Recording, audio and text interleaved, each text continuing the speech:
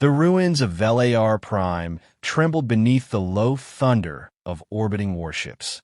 Ash fell like gray snow through the red haze of the dying sun, settling over shattered monuments and the corpses of both alien and machine.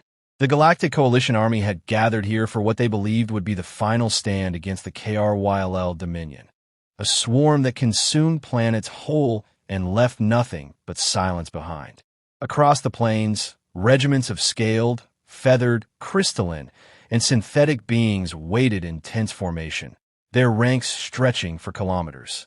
Each species had lost worlds to the swarm. Each believed this battle would decide the fate of the galaxy. A silver carrier descended through the clouds, breaking formation protocols. Commanders shouted in alarm until they saw the emblem on its hull, an archaic Terran insignia no one recognized. The vessel's engines hissed as it landed between the command tents. When the ramp dropped, a single figure emerged. He was tall for a human, though that meant little among aliens of every shape. His armor looked ancient, matte black with etched runes that shimmered faintly in the gloom. He moved with deliberate calm, a rifle slung across his shoulder, its design unfamiliar to even the most experienced weapons engineers. The atmosphere seemed to bend slightly around him, as if gravity itself yielded to his presence. Commander Threx of the Kryll Dominion, a creature of obsidian feathers and 3 luminous eyes, strode forward, translator humming. Identify yourself. This zone is restricted to command-level personnel. The human stopped a few meters away and looked up, his face hidden beneath a hood of weathered cloth. Commander Rafe Hale, he said quietly, his voice a rasp touched by static. Sol Sector. Earth Division. Threx tilted his head, feathers rattling. Earth? That system was declassified 2 centuries ago.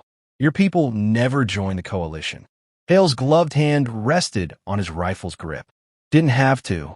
We fought our own wars. Murmurs rippled through the assembled ranks. The alien officers exchanged glances, some curious, some wary. A crystalline being flickered beside Threx, its angular form refracting the dying light. Our intelligence database shows no active combat divisions from that world. Your authorization code is obsolete. Still works? Hale said. He tossed a small disc to the ground. A holographic seal flickered into existence, the emblem of the old Terran Defense Corps. The alien scanners confirmed it as authentic. Silence spread through the courtyard. After a moment, Threx gestured for the human to follow him into the command structure. Inside, holographic battle maps shimmered with enemy movements. The Kryll swarm had surrounded 3 cities and was tunneling beneath the planet's crust. Every attempt to breach their lines had failed. The Coalition's morale hung by a thread. You arrive without a unit, Threx said, his voice low. Without logistics, escort, or record. Why should I allow you to operate within my theater? Hale studied the map. Because you're losing, he said simply, and because I can stop them. Threx bristled, feathers flaring. You presume much, human. Not presumption. Experience. He pointed to a red cluster near the center of the map. That's not a high front. It's bait. They'll break through your western flank in less than 6 hours. You're about to lose 10,000 soldiers. The crystalline intelligence officer blinked in disarray. That projection aligns with our most recent simulations, but those data were classified less than an hour ago. How did you know? I've fought them before, Hale said. Threx hesitated. That's impossible. The Kryll first appeared. I know when Hale interrupted. His voice remained calm, but something in it carried an edge that silenced the room. You want to survive? Let me take point. The commanders exchanged silent frequencies, debating in tones too quick for human ears. Finally, Threx gave a reluctant nod. Very well. You'll be embedded with a vanguard unit. Any insubordination, and you will be terminated on the spot. Understood. Before he left, Hale paused beside the crystalline being. Send my record to the Central Archive, he said. Authorization code, Revenant-One. The being hesitated. That classification level is sealed. Unseal it. He turned away and walked back into the open air, where the red sunlight cast long shadows across the ruins. When the alien processed the request, the data began to transfer, slowly, almost reluctantly, as if the system itself feared what it contained. Files from forgotten wars flashed across the screen. Campaigns that predated the Coalition, conflicts fought in sectors no longer charted. Then came the final entry. Kill count, 70,000 confirmed. Status, active. The being's crystal body dimmed in shock. Outside, the wind rose. Hale stood at the edge of the encampment, watching the horizon where black storm clouds marked the swarm's advance. Around him, alien soldiers prepared for battle, their movements mechanical and rehearsed. He adjusted his rifle's settings with a precision born of habit, not thought. An insectoid trooper approached cautiously, its mandibles clicking. "Human soldier," it said through translator, "why do you fight alone?" Hale didn't answer immediately. He looked out over the broken towers and the sea of alien armor gleaming beneath the red sky. "Because I've seen what happens when others follow me," he said finally. His tone carried neither pride nor grief, only the weight of certainty. The creature bowed and retreated. Hale crouched, tracing the cracked earth with one gauntlet hand. The soil was dry, but beneath it, he could feel the faint vibration of movement, the enemy tunneling closer. His expression hardened. Right on time. As the first alarm sounded across the encampment, the human rose, chambered around, and walked toward the growing thunder of the swarm. The alien commander scrambled to coordinate defenses, but Hale didn't wait for orders. His voice crackled through the comms, low and steady. Revenant-One, moving to engage. Threx watched from the command tower, feathers bristling. "He'll be slaughtered." The crystalline officer's voice shimmered like glass. "Or he'll end the war before it begins." Below, the human vanished into the red haze, his black armor dissolving into shadow. The sound of approaching wings drowned out the wind, and for the briefest moment, even the sky seemed to hold its breath. Then came a single gunshot, sharp and clear, marking the beginning of something the galaxy would never forget. The battlefield burned beneath a sky torn apart by artillery fire.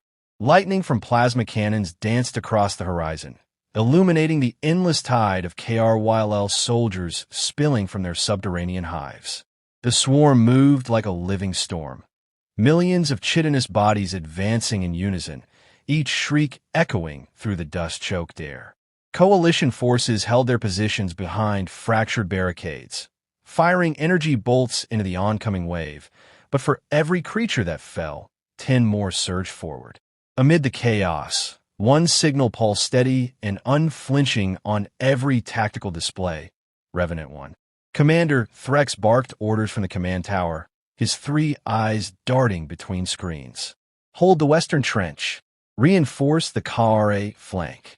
His feathers were slick with oil and blood. Around him, officers scrambled to coordinate retreat vectors. "Where's the human?" he demanded. The crystalline intelligence officer, Rafe, adjusted its form to stabilize the flickering display. "Sector 9. Alone." He entered the tunnels. "Without backup." Threx hissed. "He refused it," Zyra replied, voice like glass breaking softly. "He said interference would slow him down." In the depths of the tunnels, Hale moved silently.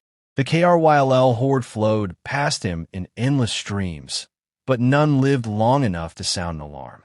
His rifle whispered death, controlled bursts, perfectly timed shots that found every weak point. Each movement was efficient, almost mechanical, yet every kill carried a deliberate precision, as though he were performing a grim ritual. He paused briefly, pressing a gauntlet hand against the wall. Vibrations told him where the swarm's heart pulsed deepest. The hive mind was close. His armor's sensors painted a ghostly map before him, revealing thousands of hostiles between him and his target. He reloaded, checked the breach, and whispered to no one, 70,000 and counting. Above ground, the Coalition forces watched their tactical feeds in disbelief. Every time Hale's signal flickered, enemy numbers dropped sharply. Entire sectors went dark, their swarm signatures vanishing in seconds. Soldiers began murmuring over the comms, stories spreading like wildfire. "He's not human," said a gravel-voiced trooper. "He's a construct." "No," another replied, on their tone. "He's what humans become when war never ends." Threx silenced the channel, but even he couldn't dismiss the impossible data streaming before him. Hale's path carved through the swarm like a surgical blade. Yet the commander's unease grew. "He's not coordinating with us," he said. "If he triggers a collapse underground, our front lines could fall with it." Rafe Hale shimmered, accessing restricted Coalition archives. "I've decrypted his record," it said quietly. "You should see this." Threx turned toward the holographic projection. It displayed line after line of combat logs spanning centuries, conflicts on desolate moons, derelict stations, and forgotten worlds. Each file listed confirmed kills, campaign durations, and regeneration cycles. The earliest entry was dated 412 years ago. The last recorded battle occurred 1 week prior, before the Coalition even contacted Sol Sector. Threx's feathers stiffened. "That's not possible. No soldier lives that long." "He doesn't," Zyra replied. "Not in the way we understand life." The revelation spread quietly among the upper command. Project Revenant, an ancient Terran experiment to preserve elite soldiers by merging organic cognition with adaptive war code, had been considered myth. Hale was proof that it succeeded. He was not immortal, but resurrected through warfare itself, each death fueling the algorithm that rebuilt him. Every battle erased a little more of the man, replacing him with the perfect instrument of destruction. In the tunnels, Hale reached an intersection filled with bioluminescent spores. The walls pulsed, alive and wet, exhaling a scent like rot and metal. A cluster of KRYL warriors emerged from the shadows, surrounding him with serrated limbs raised high. He dropped a flash sphere, the burst of white light searing their eyes, then advanced through them like a storm of blades and gunfire. When the silence returned, the corridor was painted in dark ichor. He leaned against the wall, breathing slowly. The old ache in his chest pulsed, a phantom pain from battles long buried. His neural core fed him status updates, casualty predictions, mission success probabilities. Yet beneath the flood of data, fragments of memory surfaced. A woman's voice saying his name, the smell of rain on scorched earth, the faces of comrades long dead. He closed his eyes, forcing them away. "Not now," he whispered. "Stay focused." A deep tremor shook the ground. Above, the Coalition lines shuddered as the KRYL advanced in renewed fury. Threx's voice cut through static. "Revenant-One, report. What's your status?" "Close," Hale replied, his tone level. "Too close. Fall back. We're pulling heavy artillery." "No," Hale said. "If I withdraw now, they'll overrun you in minutes." Threx slammed a clawed fist against the console. "That's an order." "Orders don't mean much to the dead, Commander." The line went silent. Zyra's light dimmed. "He's cutting the connection." Inside the hive core, Hale entered a vast chamber pulsing with molten light. The KRYL Queen loomed ahead, an enormous mass of carapace and sinew, veins glowing with bioenergy. Thousands of drones clung to the walls, awaiting command. Hale raised his rifle and fired into the Queen's eyes, each shot burning through layers of armor. The hive screamed, a sound that reverberated across the entire planet. Coalition scanners registered a massive fluctuation. "He's triggered the swarm," Zyra said. "Every unit is converging on his position. Then he's already dead." Threx muttered, though the words sounded more like prayer than statement. In the chamber, Hale fought until his weapon overheated. He drew a sidearm, then a blade, his movements a blur of violence and precision. Chitin cracked beneath his strikes, ichor spraying across the stone. His breathing grew ragged, but his expression never changed. He had fought for centuries, and this was no different. Only another war, another death. Finally, the Queen fell. The hive mind fractured, its scream cutting through every comm link in the system. For a brief moment, the swarm above faltered, their unified will severed. The Coalition seized the chance, advancing across the plains with renewed fire. As silence descended over the ruined tunnels, Zyra's sensors caught a faint transmission from Hale's channel. His voice was hoarse but steady. "Tell your soldiers to hold. I'm not finished yet." Then the signal faded into static. Threx stared at the screen, feathers trembling. "Is he alive?" Zyra's crystalline surface flickered, translating the final pulse of data. "Alive," it said softly. "But something's changing." Outside, the wind carried the echoes of battle. For the first time in years, the Coalition dared to hope. But deep beneath the surface, amid the smoking carcass of the hive, the humans' eyes opened once more, glowing faintly in the dark. Smoke hung thick in the tunnels, turning every breath into the taste of iron. The Queen's body lay broken behind Hale, its molten ichor seeping into the stone and burning through the rock. The light from the creature's bioluminescent veins flickered like dying embers, painting the walls in rhythmic pulses. Hale stood motionless in the aftermath, his armor scorched and dented, his rifle warped from heat. Each motion sent static rippling through his neural interface, but he ignored it. The mission was incomplete. Above ground, the swarm still moved, fragmented but not dead. The hive was crippled, not destroyed. He could feel it, the pulsing tremor of surviving nodes calling out through the crust, summoning what remained of their kind. Static crackled through his comms, followed by Zyrakel's fractured voice. "Revenant-One, we're reading massive instability underground. The core is destabilizing. Extraction teams are inbound." "No extraction," Hale replied, eyes fixed on the distant glow of the hive's central heart. "If it detonates uncontrolled, the planet breaks apart. I'm finishing this." Commander Threx's voice joined the channel, sharper now, almost pleading. "You've done enough, human.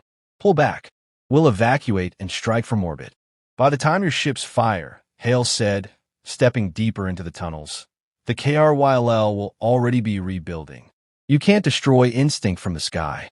You have to cut it at the source." Zyra's signal flickered, but its tone softened.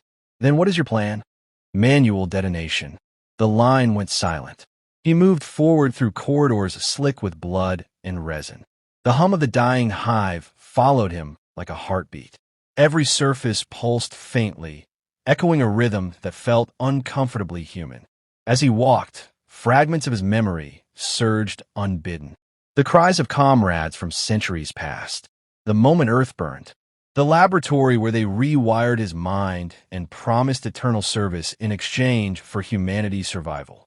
Each recollection was sharp but hollow, as if belonging to someone else. He wondered how much of Rafe Hale remained beneath the war code that drove him. He reached the core chamber, a vast cavern dominated by a pulsating mass of energy, the hive's neural heart. It floated above the ground, held aloft by streams of molten bioconduit that coiled upward like serpents. Hale knelt beside his belt and removed a fusion charge the size of his forearm. The device blinked softly, waiting for input. He entered the arming sequence with steady fingers. The comms flared to life again. Threx's voice cracked through the interference. "Hale, if you do this, you'll be vaporized. There's no escape vector." "That's the point," Hale murmured. "Human," Zyra said quietly, "there are still ways to preserve you. We can upload your core into..." "No more uploads." He tightened the charge's seals and placed it against the heart's surface. "Every time they brought me back, I lost something. Memories, faces, even the sound of my own laughter. If I keep coming back, there'll be nothing left worth saving." He felt the pulse of the hive through his armor, a living rhythm trying to mimic his heartbeat. It was dying, yet it reached for him, absorbing his neural frequencies, perhaps attempting to understand its killer. For a moment, he hesitated, his reflection shimmering across the fluid surface of the core. Beneath the battle-scarred armor, he saw not a soldier, but a relic built to outlast meaning. Above ground, the Coalition had begun their retreat. The sky was ablaze with burning wreckage, plasma trails, and falling debris. Yet even through the chaos, every soldier kept one eye on the monitors tracking the human signal. It pulsed faintly, deep underground, a heartbeat defying extinction. Zyra spoke again, voice low as static. Your record wasn't meant to end like this. Hale smiled faintly. Records never show the truth. They only count the bodies. He paused, glancing at the fusion charges timer. 70,000, give or take. Might as well make it an even number. He set the detonation sequence. 90 seconds. The hum of the hive grew louder, resonating with his armor's systems as though pleading. Energy tendrils reached toward him, brushing his arm like desperate hands. He felt an emotion he hadn't known in centuries. Pity. I know, he whispered. You were just doing what you were made to do. He raised his rifle one last time, aimed at the core and fired. The blast merged with the charge's ignition, fusing light and matter into a singular bloom of white. For an instant, the world vanished in brilliance. From the surface, the detonation looked like dawn, an expanding wave of light that swept across the horizon and silenced the storm. The ground shuddered as energy surged upward, vaporizing the remaining KRYLL nests. Then the light collapsed inward, leaving only silence. When the smoke cleared, there was no trace of the hive, no signal from Revenant-One. Coalition ships stabilized orbit, scanning the surface for survivors. There were none in the blast zone. Yet, as Zyra monitored the final data feed, it caught something strange. A faint energy pattern embedded in the planet's crust, repeating every few seconds. It wasn't the KRYLL. It wasn't mechanical. It was rhythmic, deliberate, almost human.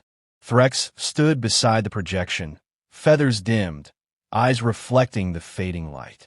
He did it, he said softly. At what cost?